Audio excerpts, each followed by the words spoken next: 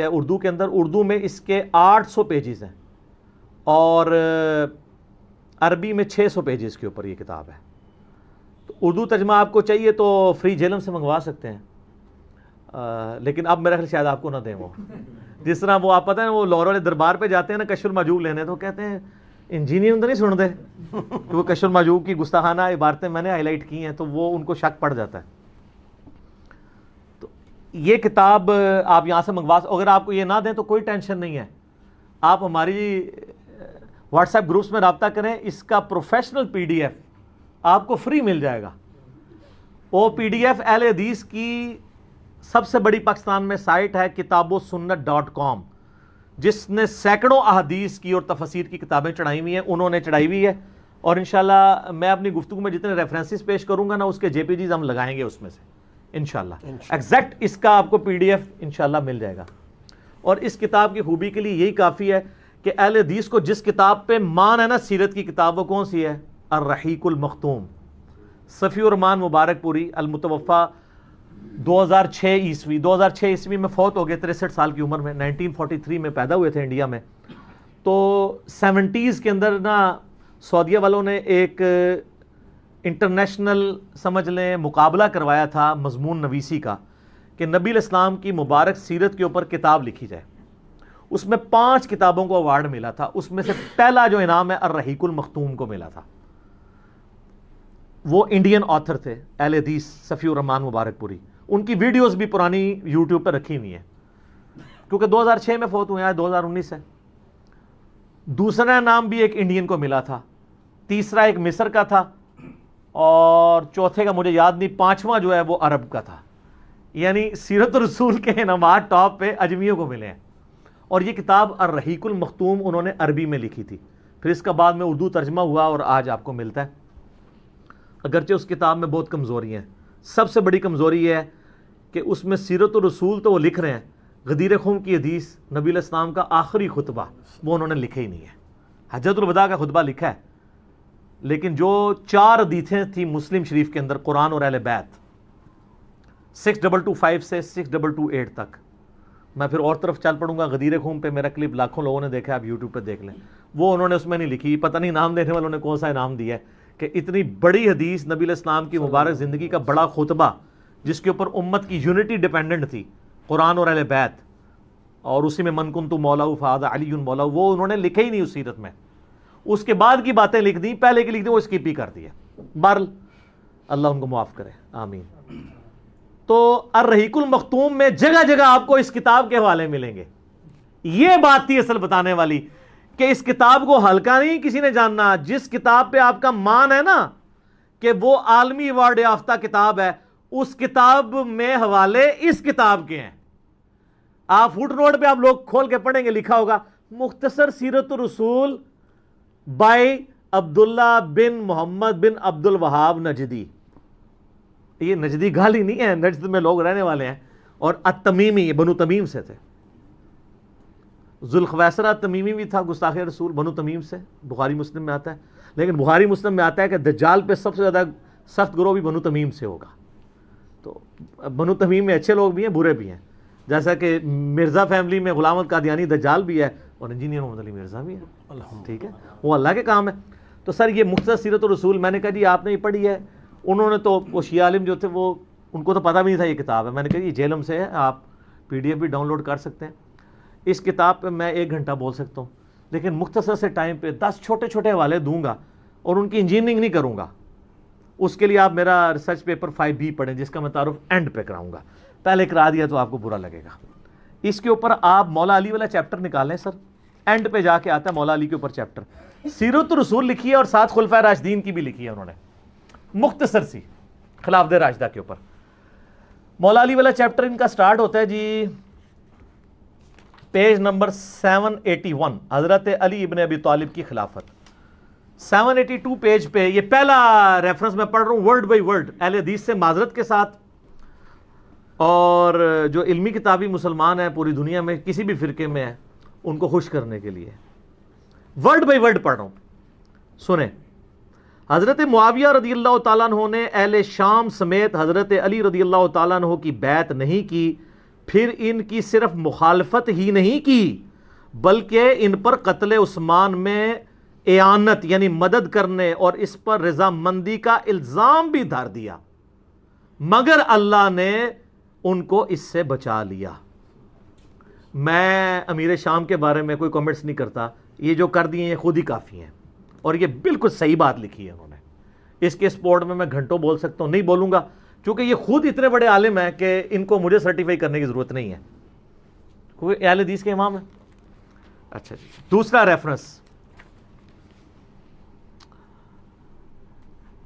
جنگ جمل کے کانٹیکسٹ میں وہ لکھتے ہیں، اس کے بعد حضرت علی نے حضرت عائشہ کو مدینہ منورہ بھیج دیا، وہ جانے لگی تو لوگ ان کو ودا کرنے کے لیے دور تک ان کے ساتھ گئے۔ یہ ودا لفظ نہیں ہوتا، ودا ہوتا ہے زبر کے ساتھ۔ حضرت علی رضی اللہ تعالیٰ عنہ نے سفر خرچ کا انتظام بھی کیا، اس طرح وہ باحفاظت اور صحیح سلامت گھر پہنچی۔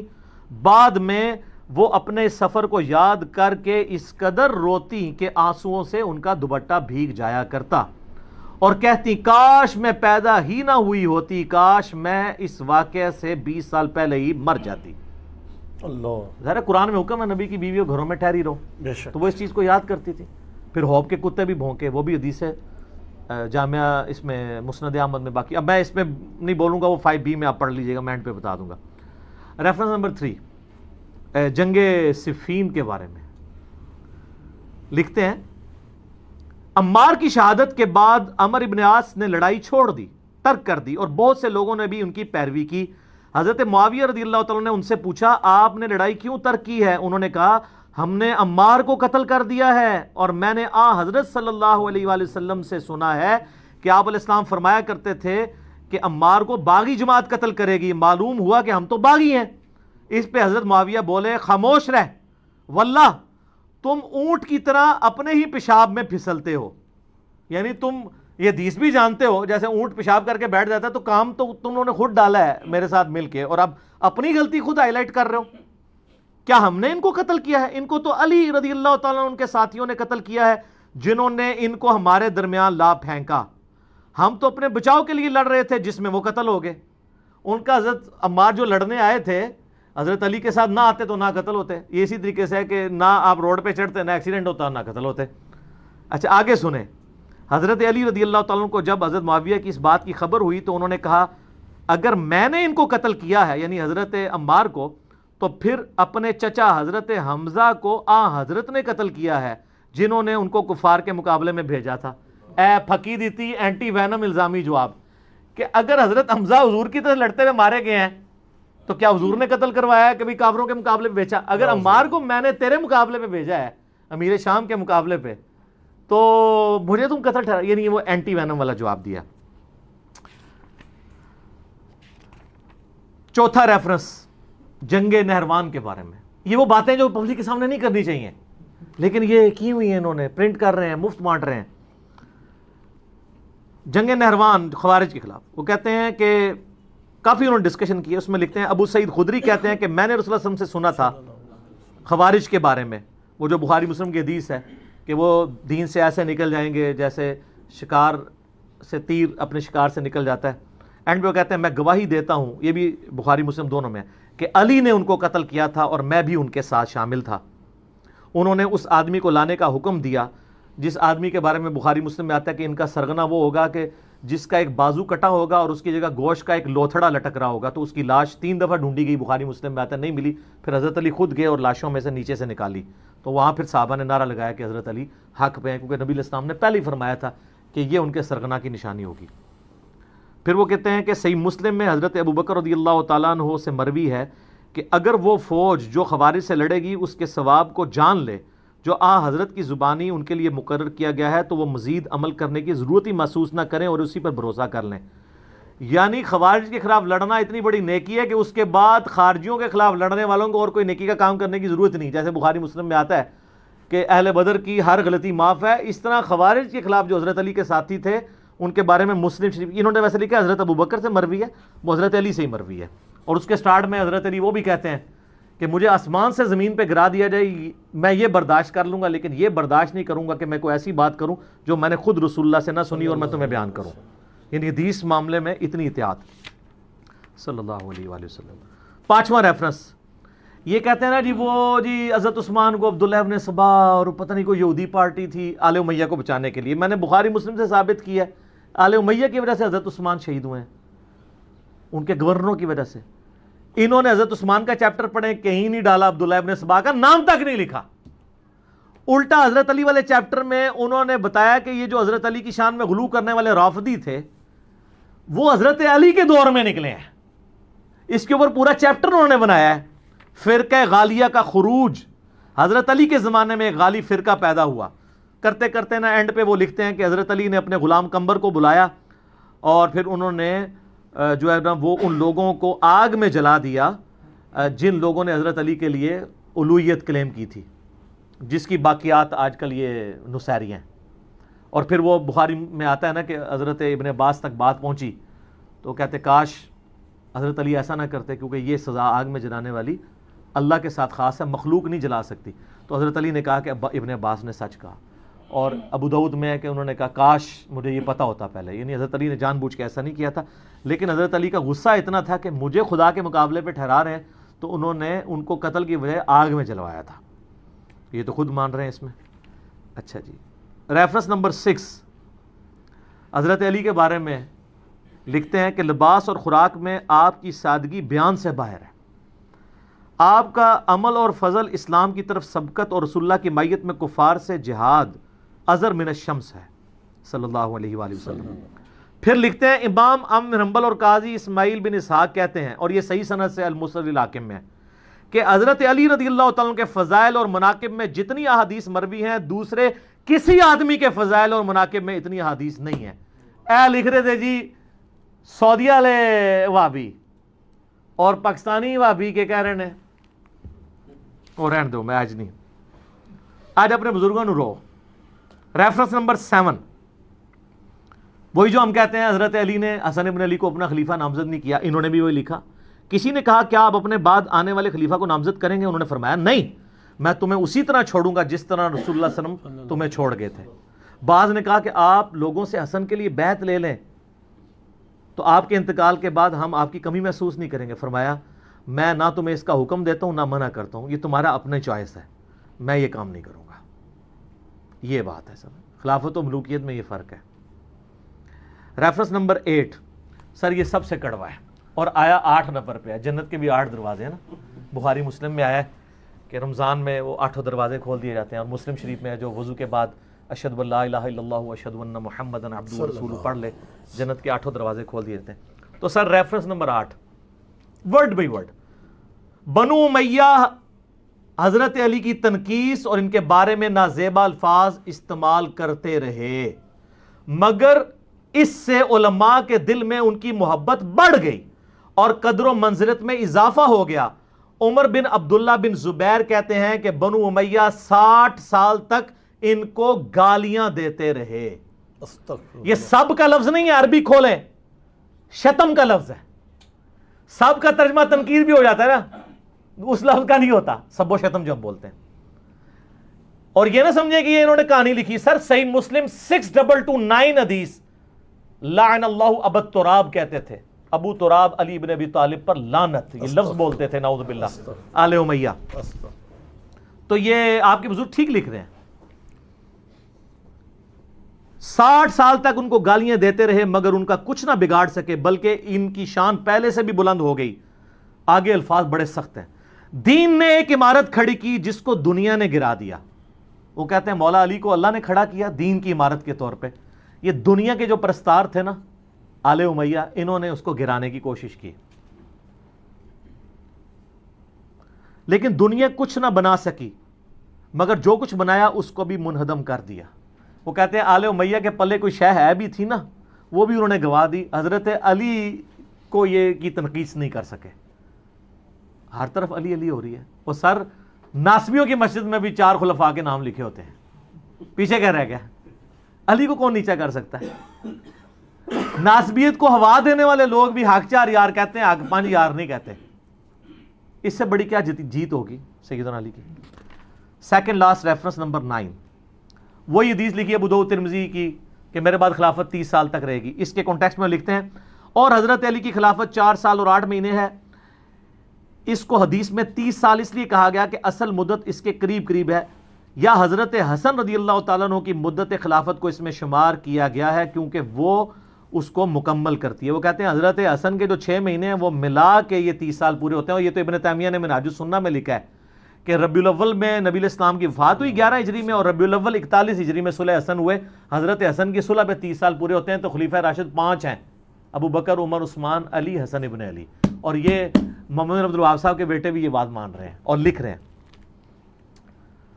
آخری ریفرنس ہے خلافت حسن کے اوپر انہوں نے چیپٹر باندھا ہے, اس کے بعد صلح حسن کے اوپر انہوں نے اس کے اوپر کنکلوڈ کیا ہے, اور حضرت حسن کا خطبہ نقل کیا ہے جو انہوں نے معاویہ سے صلح کے بعد دیا تھا. اس خدا کا شکر ہے جس نے ہمارے ذریعے تمہارے پہلوں کو ہدایت بخشی. یعنی انہوں نے کہا کہ تمہارے آباء و اجداد کو اللہ نے ہم بنو ہاشم کے ذریعے ہدایت دی, اور ہمارے ذریعے تمہارے پچھلوں کا خون بند کیا. آج بھی ہم نے ہی قربانی کی ہے اور اپنی مسند چھوڑی ہے, قتل و غارت سے بچایا ہے تمہیں.